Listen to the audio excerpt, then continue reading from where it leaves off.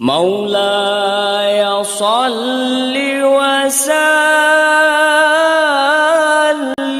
دائما أبدا. Malam ini saya share mimpi ini, mimpi yang lain, tentang bagaimana saya kepengen sekali punya anak, punya keturunan. Doa saya bukan begini Ustaz, mudah-mudahan salah satu dari anak saya enggak. Doa saya adalah lima-limanya anak saya mudah-mudahan menjadi hafiz dan hafizah. Sak cucu-cucu saya, sak buyut-buyut saya nanti, sak cicit-cicit saya sampai nanti yaumul akhir, mudah-mudahan mereka semua adalah minal hafizin Al-Quran. Dan ini saya ajak saudara-saudara semua untuk punya impian yang sama. Saya bicara sama anak-anak saya begitu, 30 tahun lagi umur saya 65, 30 tahun lagi umur saya 65, kalau panjang umur, amin.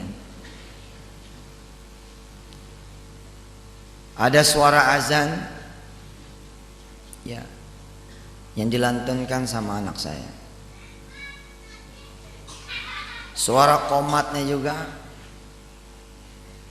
suara cucu saya, anak saya. Saya bilang sama anak-anak saya, nanti papa udah tua tuh 65, udah gak sanggup ngimamin deh, mudah-mudahan abang kun yang maju jadi imam. Abang kun pamit sama saya, Pak izin ya, iya silakan. Nah, mulailah kemudian abang kun memimpin. Ya Allah, saya bilang bangganya saya jadi bapak.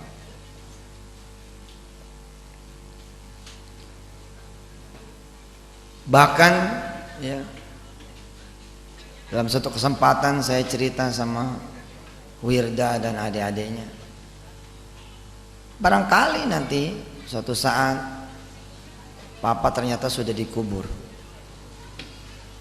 udah di alam kubur. Mudah-mudahan kubur kita semua menjadi tempat peristirahatan yang baik, menjadi taman-taman surga. Lagi istirahat begitu Ustaz, tiba-tiba malaikat datang memberi salam. Assalamualaikum Yusuf Mansur. Dibangunin nih kita, kum bangun. Kita bangun, kita lihat di depan malaikat teman kita ini, CS. Waalaikumsalam. Ada apa?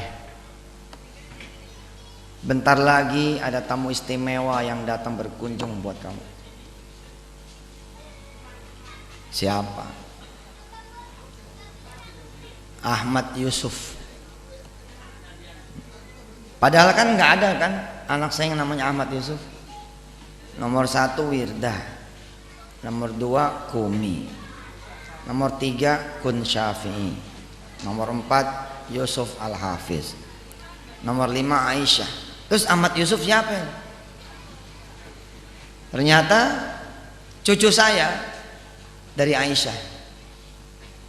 Malaikat kasih tahu, Ahmad Yusuf datang tuh sama emaknya Aisyah, putri bontot kamu. Iya. Oh udah pulang dia. Udah pulang dari Syria. Udah beres dokternya. Hari ini hari pertama setelah dia istirahat. Udah siap-siap, bentar lagi dia datang. Saya dikabarkan oleh Allah lewat malaikat atas izin Allah tentu saja, bahwa rupanya anak saya yang namanya Aisyah meminta betul Ahmad Yusuf ini untuk mengkhatamkan Al-Quran langsung di tepi makbarah saya. 1000 kali orang membid'ahkan tentang ngaji di tepi kubur. Saya bilang biarkan saya bermimpi seperti ini. 1000 kali kemudian ada yang mengharamkan ngaji di pinggiran makam, tapi saya bilang biarkan saya bermimpi seperti ini. Tidak lama kemudian datang Aisyah sama suaminya, sama nih cucu Ahmad Yusuf. Assalamualaikum warahmatullahi wabarakatuh. Ya Allah kubur. Saya panik tuh. Istri saya nanya, kenapa panik? Iya, saya nanya sama malaikat, istri saya mana nih? Saya pengen dengar suaranya cucu saya bersama istri saya. Malaikat tersenyum. Kata si malaikat, istri kamu tuh masih hidup.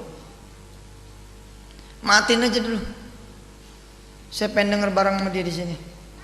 Kata istri saya, sembarangan masih hidup. Suruh mati. Saya di dalam, mulai nih Aisyah ngomong, "Pak, ini ada cucu papa. Dari dulu doanya papa supaya kami anak-anak papa menjadi seorang hafiz dan hafizah, dan agar melahirkan lagi seorang keturunan yang hafiz dan hafizah. Hari ini Ahmad Yusuf saya bawa ke hadapan papa untuk ngaji dari mulai Al-Fatihah sampai An-Nas. Orang yang paling berhak mendengar suaranya Ananda Ahmad Yusuf adalah papa sebagai kakeknya." Waduh, saya di alam kubur antengnya, tenangnya, senangnya. Saya yang tidak pernah melihat Ahmad Yusuf barangkali karena umur saya, barangkali, mudah-mudahan sih panjang umur. Atau saya yang sempat bertemu dengan Ahmad Yusuf tapi kemudian tidak menikmati masa remaja dan dewasanya dia karena faktor umur. Tiba-tiba malam itu mendengar dengan khusyuknya bacaan dia. Ila hadrati habibina wa syafi'ina wa qurrati a'yunina maulana Muhammadin sallallahu alaihi wasallam wa ila hadrati azwaji wa ali min rasulillahil karim wa dzurriyyati min rasulillahil karim wa ashabihi wa ummati wa khususan ila jaddina Yusuf Mansur. Wah, senang sekali saya. Saya bilang 1000 kali ada yang bid'ahin, biarin. Izinkan saya bermimpi seperti ini, saya bilang. Lalu cucu saya Al-Fatihah. A'udzu billahi minasy syaithanir rajim. Bismillahirrahmanirrahim. Dia baca Al-Fatihah. Kemudian dia memulai juz yang pertama. Alif Lam Mim. Ya Allah. Waktu cerita pertama ini ngalir di depan istri saya sama anak-anak saya, oh saya nangis itu. Saya benar-benar ngebayangin saya ada di alam kubur gitu. Ente kan belum tentu pada selamat nih. Apa yang ente simpen coba? Amalan apa yang lebih berharga ketimbang kita nyetak satu anak ini menjadi seorang hafizul Quran, yang insya Allah seorang hafizul Quran dikasih hak oleh Allah untuk menyelamatkan 10 keluarga yang dia cintainya, yang barangkali sudah ada di dasar neraka untuk masuk ke surganya Allah Subhanahu wa taala. Zalikal kitabu la raiba fihi hudan lil muttaqin alladzina yu'minuna bil ghaibi wa yuqimuna as-salata wa mimma razaqnahum yunfikun walladzina yu'minuna bima unzila ilaika wa ma unzila min qablik wa bil akhirati hum yuqinun ulaika ala hudam mir rabbihim wa ulaika humul muflihun. Ya Allah, saya bilang sama istri saya, Ma, umpama nanti kita dikubur di tempat yang berbeda, kayaknya mah hari itu kita akan disatukan kembali untuk mendengar ada cucu kita ini baca Quran.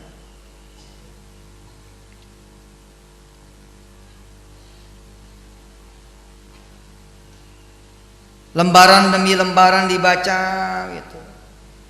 Tadinya yang dengar cuman saya sama istri saya sama satu malaikat. Lama-lama malaikat pada ngumpul.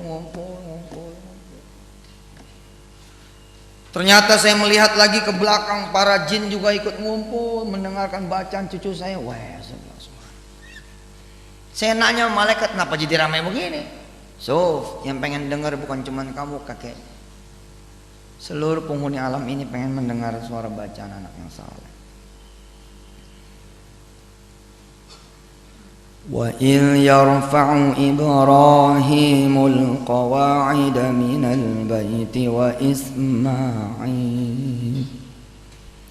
رَبَّنَا تَقَبَّلْ مِنَّا إِنَّكَ أَنْتَ السَّمِيعُ الْعَلِيمُ رَبَّنَا وَاجْعَلْنَا مُسْلِمَيْنِ لَكَ وَمِنْ ذُرِّيَّتِنَا أُمَّةً مُسْلِمَةً لَكَ وَأَرِنَا مَنَاسِكَنَا وَتُبْ عَلَيْنَا إِنَّكَ أَنْتَ التَّوَّابُ الرَّحِيمُ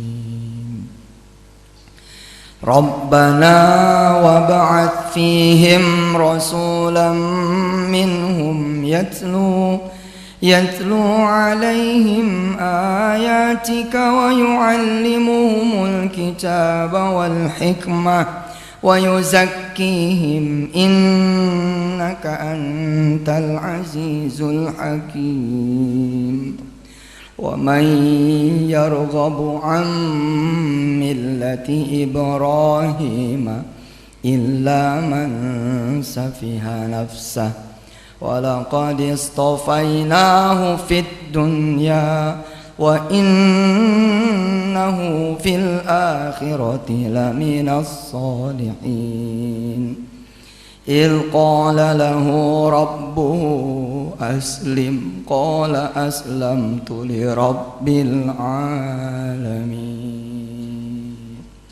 Saya cerita sama istri saya. Pada saat bacaan Quran anak saya berhenti di situ, kita mengenang. Kami mengenang. Ini cerita belum mati nih. Cerita ngebayangin enak banget nih kayaknya. Kalau kita punya sopir nih, anak kita yang keempat yang namanya Hafiz.